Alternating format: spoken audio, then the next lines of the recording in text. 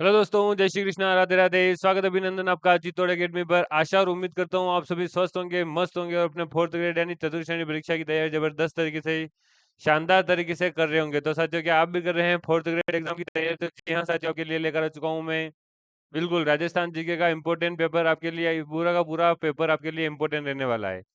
तो शुरू करते हैं अपने पहले प्रश्न के साथ। पहले देख लेते हैं आपकी स्क्रीन पर सही से आ रहा है कि नहीं आ रहा है। चलो पहले प्रश्न के साथ शुरू करते हैं आज की क्लास को। पहला प्रश्न आपके सामने, भारत और पाकिस्तान के मध्य राजस्थान में अंतर्राष्ट्रीय सीमा निर्धारण का आधार है, यानी पहाड़, नदियां, स्तंभ या अक्षांश रेखा है। इन दो देशों के बीच में जो सीमा विभाजन का कार्य करता है, अधिकतर जगह पर वो क्या होता है कि एक सबसे पहले या तो वहां पर पहाड़ हो सकते हैं जो वहां पर विभाजक रेखाओं का कार्य करे, या फिर नदियां हो सकती है। पर अपने भारत और पाकिस्तान के बीच में ऐसा कोई प्राकृतिक तरीके से जो बता सके कि ये यहाँ पर ये लास्ट में ये पहाड़ है, ये नदी है, ऐसा कोई नहीं होने के कारण यहाँ पर क्या बनाए गए हैं? सीमेंट के स्तंभ बनाए गए हैं। तो ऑप्शन नंबर सी बिल्कुल करेक्ट हो जाएगा कि राजस्थान में सीमेंट के स्तंभ बनाए गए हैं। और वो किस कारण बनाए गए? ताकि तस्करी, घुसपैठ, आतंकवादी गतिविधियों को रोकथाम लगाया जा सके, इसलिए स्तंभ का निर्माण किया गया। और भारत पाकिस्तान जो सीमा है यहाँ पर कुल 1469 किलोमीटर, 1469 किलोमीटर। और भारत बांग्लादेश जो सीमा, ये तो हो गए अपने भारत पाक सीमा, भारत पाक सीमा। और भारत और बांग्लादेश के बीच में 795 किलोमीटर की एक लंबी बाढ़ बनाई गई है। ये किसमें है? भारत और बांग्लादेश, भारत बांग्लादेश सीमा। ये दोनों क्या इतनी बड़ी यहाँ पर बाढ़ बनाई गई है ताकि यहाँ पर एक सीमा का ये बिल्कुल नजराना बन सके यहाँ पर। नेक्स्ट क्वेश्चन हो जाएगा आपके सामने, राजस्थान में भूरी मिट्टी, राजस्थान में भूरी मिट्टी का प्रसार क्षेत्र है, यानी अपने जो प्रसार क्षेत्र है भूरी मिट्टी का, वो कितना कितना फैला हुआ है। तो यहाँ पर ऑप्शन दे रखे हैं ए बी सी डी, यानी चारों ऑप्शन में से एक करेक्ट हो जाएगा। बनास नदी का प्रवाह क्षेत्र, राजस्थान का दक्षिणी भाग, हाड़ौती का पठार, या फिर अरावली के दोनों तरफ के भाग। तो यहाँ पर करेक्ट आंसर हो जाएगा ए, यानी आपके बनास नदी का जो प्रवाह क्षेत्र है, यानी बनास नदी के प्रवाह क्षेत्र में आपके भूरी मिट्टी का प्रसार क्षेत्र पाया जाता है। और जो राज्य में भूरी मिट्टी है, मटियार दोमट गठन वाली अर्ध शुष्क क्षेत्र में की मिट्टी है, यानी अर्ध शुष्क क्षेत्र में पाई जाती है। और ये कौन सा क्षेत्र हो जाता है, मतलब आपके जिलों के हिसाब से देख लेते हैं हम। तो टोंक, सवाई माधोपुर, सवाई माधोपुर, इसके साथ ही आपके बूंदी भीलवाड़ा भी इसके अंतर्गत ही आ जाएंगे। बूंदी भीलवाड़ा। बिल्कुल आपके ये जो मॉडल पेपर होने जा रहे हैं, ये सभी के सभी इंपॉर्टेंट रहने वाले हैं। और सभी के जो इसमें प्रश्न है, सभी के सभी प्रश्न आपके एग्जाम में पूछे जाने वाले और पूछे जा चुके प्रश्न हैं। सभी के सभी प्रश्न आपके इंपॉर्टेंट रहने वाले हैं। तो एक भी प्रश्न को आप स्किप मत कीजिएगा, क्योंकि स्किप करने से क्या होगा कि आपका ये प्रश्न छूट जाएगा और छूटा हुआ प्रश्न आपको वापस पढ़ने में नहीं आता है। तो इसलिए आपको सभी प्रश्नों को ध्यान से एक बार पढ़ लेना है। तो यहाँ पर नेक्स्ट प्रश्न हो जाएगा, उसर भूमि किसे कहते हैं, यानी उसर भूमि किसे कहा जाता है? तो नदियों के किनारे पर स्थित भूमि को, सागर के किनारे भूमि को, पर्वतपदीय भूमि प्रदेशों की स्थित भूमि को, या फिर खारी या लवणीय भूमि को। तो यहाँ पर करेक्ट आंसर हो जाएगा आपके खारी और लवणीय भूमि, यानी ऑप्शन नंबर डी बिल्कुल करेक्ट आंसर हो जाएगा। यानी जो खारी और लवणीय भूमि होती है उसे हम ऊसर भूमि या फिर इसे हम रेह भूमि कह सकते हैं। और कौन सी भूमि कहते हैं? हम रेह भूमि।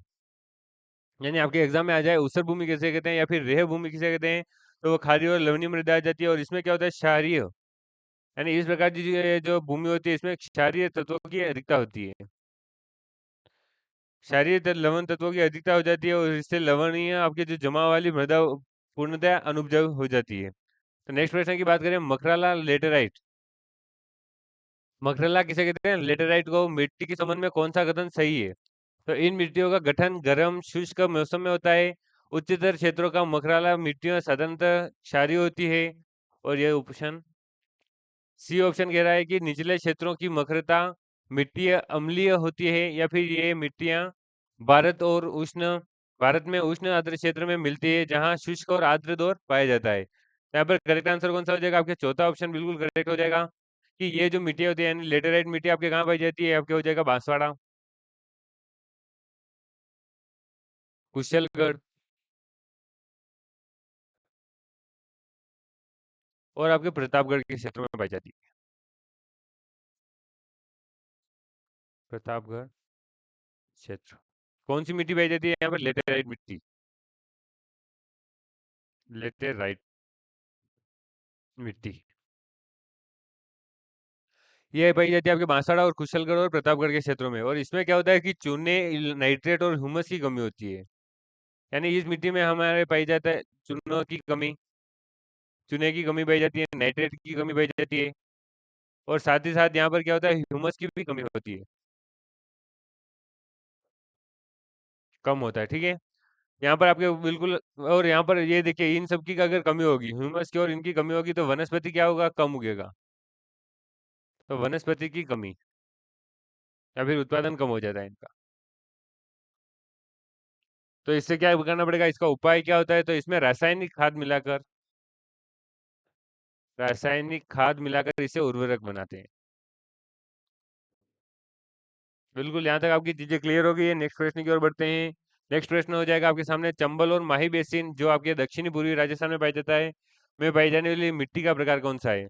तो लाल दोमट मिट्टी, काली मटियार दोमट, भूरी बलुई मिट्टी या फिर भूरी मटियार दोमट मिट्टी। तो करेक्ट आंसर हो जाएगा आपके काली मटियार मिट्टी, यानी ऑप्शन नंबर बी बिल्कुल करेक्ट हो जाएगा यहाँ पर। यानी जो आपकी मिश्रित लाल और काली मिट्टी होती है, वो आपके पाई जाती है भीलवाड़ा, उदयपुर या इसके पूर्वी क्षेत्रों में। और आपके हो जाएगा चित्तौड़, डूंगरपुर, बांसवाड़ा आदि में मिलती है ये सभी। जो ये मिट्टी हमने बात करी है, काली मिट्टी, कौन सी मिट्टी, मिश्रित लाल, मिश्रित लाल या फिर काली मिट्टी, ये आपके पाई जाती है सबसे पहले भीलवाड़ा, उदयपुर के पूर्वी क्षेत्रों में।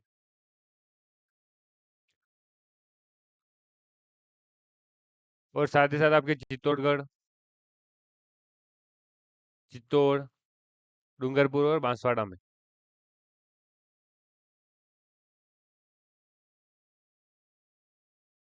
बिल्कुल, आपके ये जो सामान्य ये कौन सी मिट्टी होती है, एक उपजाऊ किस्म की होती है, यानी उपजाऊ मिट्टी होती है। ये एक उपजाऊ मिट्टी होती है, और इस मिट्टी में आपके फॉस्फेट, नाइट्रोजन, कैल्शियम और कार्बनिक पदार्थों की जो कमी होती है, इसके कारण यहाँ पर कपास और मक्का आदि की फसलें होती है। फसलें कौन कौन सी होती है, मक्का, कपास इत्यादि। नेक्स्ट क्वेश्चन की बात करें, देखिए ये ऑप्शन दे रखे हैं, इसके लिए मैं आपको क्वेश्चन दे देता हूँ। शुष्क वन संस्थान अफ्रीका कहाँ स्थित है। ये आपका होमवर्क रहने वाला है, कहाँ स्थित है।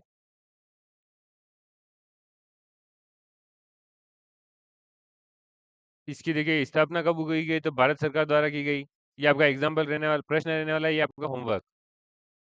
शुष्क वन संस्थान अफ्रीका कहाँ स्थित है, नागौर, बीकानेर, जैसलमेर या फिर आपके जोधपुर। तो इसकी मैं बता दूं, स्थापना की गई थी 1985 में। किसने की, भारत सरकार द्वारा। भारत सरकार द्वारा 1985 में की गई, और इसका कार्य है मरुस्थलीय क्षेत्र में वन विकास करना। क्या कार्य है इसका, मरुस्थलीय क्षेत्र में वन विकास करना। ठीक है, मोटी मोटी इसकी सभी बातें हमें पता चल गई है कि क्या इसका काम क्या है, कब की है और किसने की, और कहाँ है, ये आपको बतानी है कमेंट में। नेक्स्ट क्वेश्चन हो जाएगा इसके में, निम्नलिखित में से कौन सा राजस्थान वानिकी और जैव विविधता परियोजना का उद्देश्य है। तो वृक्षारोपण, जैव विविधता संरक्षण, बाढ़ नियंत्रण या फिर जल संरक्षण। तो यहाँ पर करेक्ट आंसर कौन सा हो जाएगा आपके, जैव विविधता संरक्षण।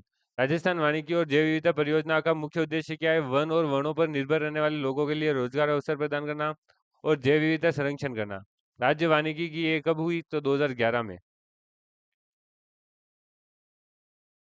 नेक्स्ट क्वेश्चन हो जाएगा, नेशनल बांस मिशन के अंतर्गत कौन सा जिला शामिल नहीं है, करौली, भीलवाड़ा, जालोर या और बांसवाड़ा। तो करेक्ट आंसर हो जाएगा इसमें बिल्कुल जालोर। राष्ट्रीय बांस मिशन योजना भारत सरकार द्वारा कब की गई, तो वित्तीय सहायता, यानी पूरी इसमें जो आपके भारत सरकार की वित्तीय सहायता रही है पूरी की पूरी, भारत सरकार वित्तीय सहायता 100%, यानी कि पूरी की पूरी इसकी वित्तीय सहायता रही है। और यह जो योजना है उद्यान विभाग द्वारा संचालित की गई, उद्यान विभाग द्वारा। इसमें जालोर जिला शामिल नहीं है। नेक्स्ट क्वेश्चन हो जाएगा, राजस्थान में सर्वाधिक प्रचलित राज्य स्तरीय वानिकी पुरस्कार कौन सा है। तो वानिकी पुरस्कार, वानिकी पंडित पुरस्कार, अमृता देवी स्मृति पुरस्कार या फिर वृक्ष मित्र पुरस्कार। तो यहाँ पर करेक्ट आंसर हो जाएगा अमृता देवी स्मृति पुरस्कार। राज्य में वानिकी क्षेत्र में जो सर्वाधिक या प्रतिष्ठापूर्ण, यानी सबसे बड़ा हम बोल सकते हैं, तो राज्य स्तरीय पुरस्कार आपका कौन सा हो जाएगा, अमृता देवी विष्णु स्मृति पुरस्कार। और यह पुरस्कार 1994 में आरंभ किया गया। बिल्कुल आपसे पूछ सकता है कि कब चालू किया गया ये पुरस्कार, तो 1994 में। और वन संरक्षण क्षेत्र में दिया जाता है ये, वन संरक्षण क्षेत्र। नेक्स्ट क्वेश्चन हो जाएगा, एक भौगोलिक प्रदेश जहां तापमान अधिक, वर्षा कम, मिट्टी शिथिल और बलुई और जल स्तर नीचा है, तो तर्कसंगत नहीं है कि वहां पाया जाए या पाया जाएगी। तो मरुद्भिद वनस्पति, घास के मैदान, झाड़ियों का जंगल या फिर उष्णकटिबंधीय सदाबहार वन।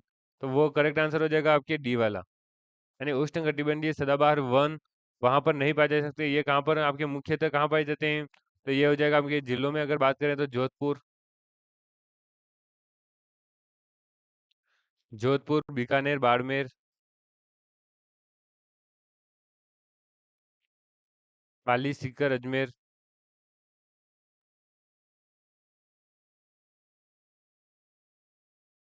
जयपुर, दौसा, झुंझुनू। जयपुर, दौसा और झुंझुनू, ये जो जिले हैं इसमें पाया जाता है आपके।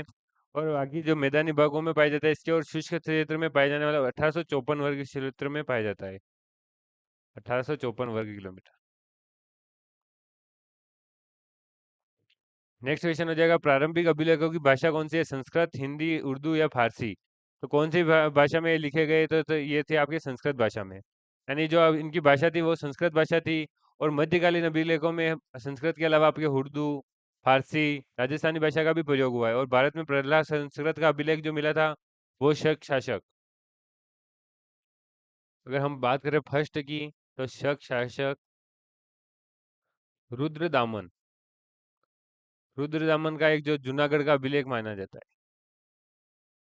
जूनागढ़ अभिलेख। नेक्स्ट क्वेश्चन हो जाएगा आपके सामने, बिजोलिया अभिलेख के अनुसार सांबर झील का निर्माण किसने करवाया, यानी बिजोलिया अभिलेख में दिया गया है कि सांबर झील का निर्माण किसने करवाया है। तो अजय राज चौहान, वासुदेव चौहान, गोविंद राज सिंह चौहान और हमीरदेव सिंह चौहान। तो यहाँ पर करेक्ट आंसर हो जाएगा आपके बिल्कुल वासुदेव चौहान। यानी सांबर झील को वैसे तो प्राकृतिक झील माना जाता है, या फिर इसको अगर कृत्रिम माने तो बिजोलिया अभिलेख के अनुसार इसकी जो निर्माण करवाया है वो किसने करवाया है, वासुदेव चौहान ने।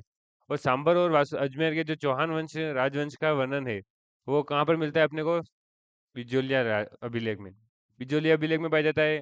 और ये कब खोजा गया, अगर ये मतलब उत्कीर्ण कब किया गया, तो ये आपके 5 फरवरी 1170 को। बिजोलिया अपने भीलवाड़ा में। बिजोलिया का किसान आंदोलन के हिसाब से और अधिक प्रसिद्धि है, किसान आंदोलन, जिसके मेन आदमी कौन थे, विजय सिंह पथिक। यानी इन्होंने इनके इसके सेकंड चरण का वो नेतृत्व किया, और फर्स्ट चरण का साधु सीताराम दास। ये तो हो गई बात अपने बिजोलिया की। बात करें हम बिजोलिया अभिलेख की, तो ये आपके 5 फरवरी 1170 को संस्कृत भाषा में लिखा गया था। और जिसे किसने लिखवाया था, तो श्रावक लोलाक ने, जैन श्रावक, जैन श्रावक लोलाक ने। और कहाँ पर मिला, अगर इससे बात करें तो ये हो जाएगा आपके पार्श्वनाथ मंदिर, पार्श्वनाथ मंदिर में।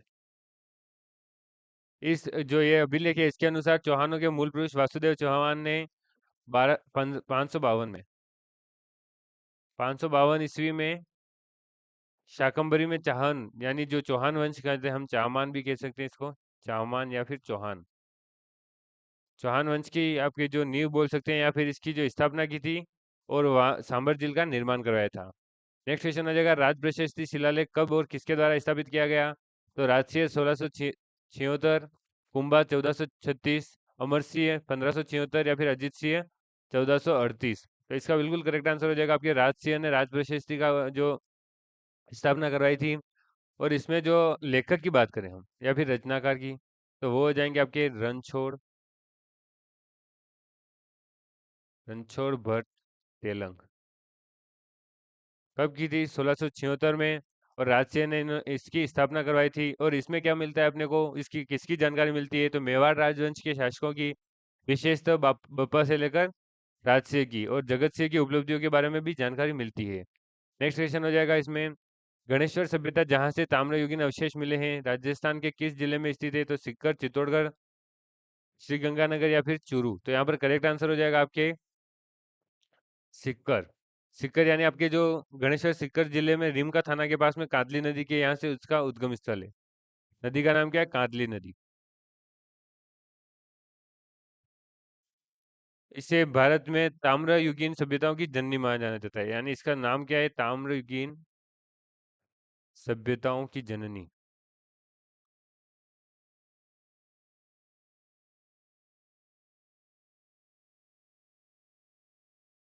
और इस सभ्यता की जो सर्वप्रथम खोज की थी, वो की थी आपके 1972 में रतन चंद्र अग्रवाल ने। रतन चंद्र अग्रवाल को आप आरसी अग्रवाल के नाम से भी जानते होंगे, और 1977 में विजय कुमार ने इसका उत्खनन किया था। तो इस प्रकार आज की क्लास यहीं पर पूरी होती है। मिलते हैं नेक्स्ट क्लास में। अगर आपको किसी अलग विषय, पर्टिकुलर विषय या फिर टॉपिक पर क्लास चाहिए तो कमेंट में ज़रूर बताएं। मिलते हैं नेक्स्ट क्लास में, तब तक के लिए जय हिंद, जय भारत।